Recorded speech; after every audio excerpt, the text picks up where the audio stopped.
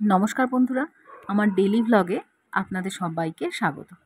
আজকে সকালের জলখাবারে করেছিলাম মুগ ডাল দিয়ে একটা চিলা।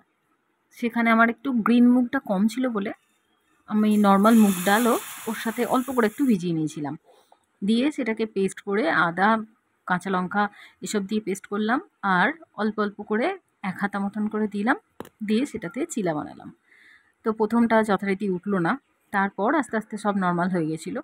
আর একটা একটা করে প্যানে দেওয়ার পর তার মধ্যে মধ্যে আমি আমার ছোটো ছোটো কাজগুলো করে ফেললাম। যেমন এই খটখটে রোদের মধ্যে আমার আচার আর আমতেলটাকে রোদে দেওয়া, এটা আমার হচ্ছে ডেলি কাজ। তো সেইটা দিলাম। তারপরে ধূপ ধাপ করে তখন আম পড়ছে, পাকা আমের সিজন, গাছে একদম আম, গাছ পাকা আমে ভর্তি। তো বাড়ির ভেতরের উঠোনে এবং বাইরের গাছতলাতে দুটোই ধূপ ধূপ ধূপ ধূপ করে সারাদিন পড়ে যায়। আর আমরা কান খাড়া করে থাকি, যে যখন পারি তখন গিয়ে একটা একটা করে নিয়ে এসে এই টেবিলের ওপর ঝুড়ি বা অন্য ডেকচির মধ্যে আমরা সেটাকে সঞ্চয় করি। তারপর এই সঞ্চিত আম থেকেই আমাদের আশপাশের যারা প্রতিবেশী আছে সবাইকে একটু একটু করে দেয়া হয়, নিজেদের খাবার জন্য রাখা হয়। আর আমাদের তো নারায়ণ, তারপরে মহাদেব সবাই আছেন, সবাইকে একটু একটু করে দেওয়া হয়। আজকে বিশেষ কিছু রান্নাবান্নার নেই। আজকে ভাত, ডাল ভাতে, আলু ভাতে আর পোস্তের বড়া, এই হচ্ছে আমার মেনু আজকে করব। তো তার মধ্যে এই ডালের চিলাটা আস্তে আস্তে ওঠাচ্ছি, এই পিটোপিট ওল্টাচ্ছি। আর আমি আবার চাল ধোয়া ডাল ধোয়া জলগুলোকে স্টক করে রাখি। তো সেই স্টক করা জলগুলো থেকে আমরা মানে গাছতলার মধ্যে গিয়ে, প্রচুর তো গাছ আছে, গাছগাছালির মধ্যে দিয়ে দিই। তো তাছাড়াও আমি ওর কাছে এমনিও জল দিই, যেগুলো এমনি জল পাম্প ভরে যায় সেই সময়, যে পাম্পের ভরে যাওয়া জলটাও আবার গাছে আমরা ওই বালতির মধ্যে স্টক করা থাকে, সেখান থেকে গাছে দিয়ে দিই। তো গাছগুলো তো আর কিছুই চায় না, শুধুই একটু জল, সেটাও যদি আমরা না দিতে পারি সেটা নিজের কাছেই খুব বড় খারাপ লাগে। তো এইদিকে আমার গাছতলায় যাবার জন্য আর একটা পথ আছে, সেইখানে পুরো ডাইরেক্ট আর কি আম গাছের তলাতেই চলে যাই। এই যে আমার পাম্পের নিচেই এখানে ওখানে ছচর করে যে জলগুলো পড়ে, সেগুলোকে আমরা এই বালতির মধ্যে স্টোর করি। আর এই আম গাছ বা টগর গাছ, অন্যান্য যে যাবতীয় ফুলের গাছগুলো আছে সবগুলোতে একটু একটু করে দিয়ে দিই। যাই হোক, এইভাবে তো আমার তো দিন চলছে। আর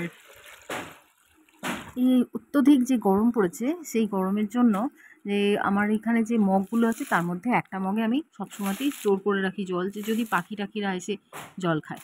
তো যদি নয়, এরা কনফার্ম আসে এবং জল খায়ও, আর জল খেতেই ওরা ইনফ্যাক্ট আসে। তো গাছতলাটা ভীষণ ঠান্ডা, এত ফুরফুরে হাওয়া দেয় যেখানটাতে এলে একটুখানি শান্তি লাগে। আর এখানে এই যে জবা গাছ, জবা গাছের আশেপাশে অনেকগুলো রাম তুলসীর চারা হয়েছে। তো সেই গাছগুলোতেও একই সাথে চলে যায় জল। আর এটা হচ্ছে আমার একটা ঝুমকো জবার গাছ, এত সুন্দর ফুলটা হয়, ঠিক যেন মনে হয় একটা কানে ঝুমকো ঝুলছে। তো যাই হোক, এই হচ্ছে আম গাছ। আম গাছটাতে এত আমে ভর্তি হয়ে গেছে যে আর পাকা পাকা আম টুপ টাপ করে সারাদিনই পড়ছে। তো যখনই শব্দ শুনতে পাই তখনই গিয়ে টুকুস করে নিয়ে চলে আসি। তো আমার ওই চিলা চলছে, আর একটু ডাল ভাতেটা বসিয়েছি। তো মুসুরির ডাল তো, সেই জন্য বেশ সকালবেলাতে এসেই ভিজিয়ে দিয়েছিলাম, অনেকক্ষণ হয়ে গেছে। আর একটা সিটি করলেই আমার মোটামুটি ডাল ভাতেটা কমপ্লিট হয়ে যায়। আর ভাতটা বসাবো, তাই আমার একটা ছোট্ট কুচকু হাঁড়ি আছে। সেই হাঁড়িটার মধ্যেই আমার আজকে তো আমরা 3 জন, প্রিয়দর্শিনী, আমি আর আমার ছেলে। তো তাই আমাদের 3 জনাকার ভাত এই হাঁড়িটার মধ্যেই হয়ে যাবে। আর তাছাড়াও প্রিয়দর্শিনী কাকার জন্য আবার ওবেলার ভাতটাও থেকে যাবে। তো সেই জন্য ছোট্ট হাঁড়ি, তার ছোট্ট ঢাকনা, সেটা এতটাই ছোট যে সেখানে উঠে গেছে, আমি খুঁজেই পাচ্ছি না, সব বাসনের নিচে পড়ে গেছে। এই আমার ছেলে 50 বার আসছে, এটা পড়ছি, এটা পড়বো, এটা কেন পড়লাম, এখনও তুমি পড়া ধরতে গেলে না কেন, তার নানান রকম বায়নার শেষ নেই। তো যাই হোক, সব কিছু মিলিয়েই চলছে সারাদিনে টুকটুক টুকটুক করে প্রচুর কাজ। যতই ভাবি আজকে ডাল ভাতে আলু ভাতে দিয়ে ভাত খাবো, কিন্তু তারপরেও কাজের শেষ নেই। এই তো টুকটুক করে হতে হতে পোস্তের বড়ার জন্য একদম ভিজেও যায়, আবার সুন্দর করে নিয়েও নিতে পারি। আর আমার ছেলে বললো, আমি তো ডাল ভাতে আলু ভাতে কিছুই খাই না, তাহলে আমি একটু পনিরের তরকারি করে দাও। তাই আমি ভাবলাম পনিরের তরকারিটা ওবেলার জন্যও করেই রাখি। বাবা মায়েরা তো ডাক্তার দেখাতে গেছে তার 2 ছেলেকে নিয়ে, সেই জন্য বর্ধমানে দিদি বাড়িতেই আছে, দুপুরবেলা ওদের খাওয়া দাওয়া। ওরা আসলে রাত্রেবেলায় ওদেরকে এই পনির আলুর তরকারিটা দিয়ে দেবো, আর আমার ছেলে এবেলা একটু দুপুরবেলায় ভাতে খাবে, আর আমরাই বা বাদ যাই কেন, আমরাও একটা একটা করে আলু আর পনির নেব। তো যাই হোক, আমার সব কিছুই মোটামুটি সারা। ভাতটাও এক ফুট ফুটিয়ে রেখে দিয়েছিলাম, দুপুরবেলা এসে ভাতটা ফ্যানটা ঝরিয়ে নিয়েছিলাম। ব্যাস হয়ে গেল আমার আজকে দুপুরকার মতন সব সারাসুরি রান্নাবান্না কমপ্লিট।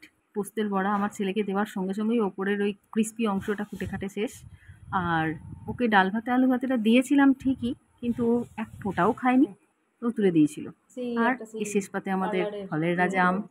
ভালো থেকো বন্ধু।